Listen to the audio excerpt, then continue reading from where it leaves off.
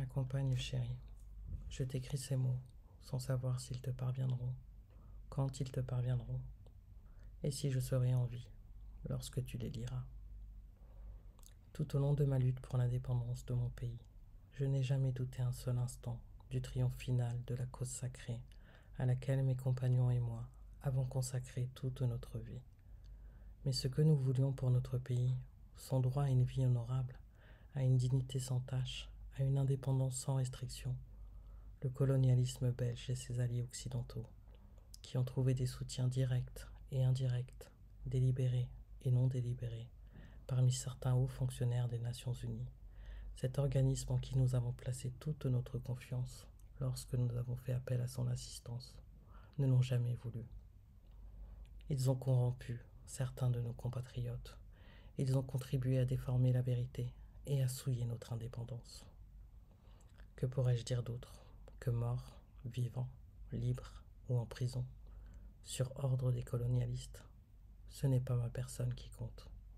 C'est le Congo, c'est notre pauvre peuple, dont on a transformé l'indépendance en une cage, d'où l'on nous regarde du dehors, tantôt avec cette compassion bénévole, tantôt avec joie et plaisir.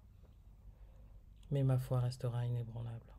Je sais et je sens, au fond de moi-même, que tôt ou tard, mon peuple se débarrassera de tous ses ennemis, intérieurs et extérieurs, qu'il se lèvera comme un seul homme pour dire non au capitalisme dégradant et honteux, et pour reprendre sa dignité sous un soleil pur.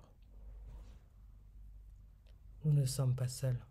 L'Afrique, l'Asie et les peuples libres et libérés de tous les coins du monde se trouveront toujours aux côtés de millions de Congolais qui n'abandonneront la lutte que le jour où il n'y aura plus de colonisateurs et leurs mercenaires dans notre pays. À mes enfants que je laisse et que peut-être je ne reverrai plus, je veux qu'on dise que l'avenir du Congo est beau et qu'il attend d'eux comme il attend de chaque Congolais d'accomplir la tâche sacrée de la reconstruction de notre indépendance et de notre souveraineté. Car sans dignité, il n'y a pas de liberté. Sans justice, il n'y a pas de dignité. Et sans indépendance, il n'y a pas d'homme libre. Ni brutalité, ni sévices, ni torture ne m'ont jamais amené à demander la grâce. Car je préfère mourir la tête haute, la foi inébranlable et la confiance profonde dans la destinée de mon pays, plutôt que de vivre dans la soumission et le mépris des principes sacrés.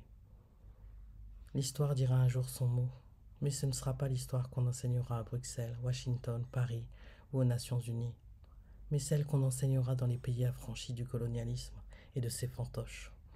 L'Afrique écrira sa propre histoire, et elle sera au nord et au sud du Sahara, une histoire de gloire et de dignité.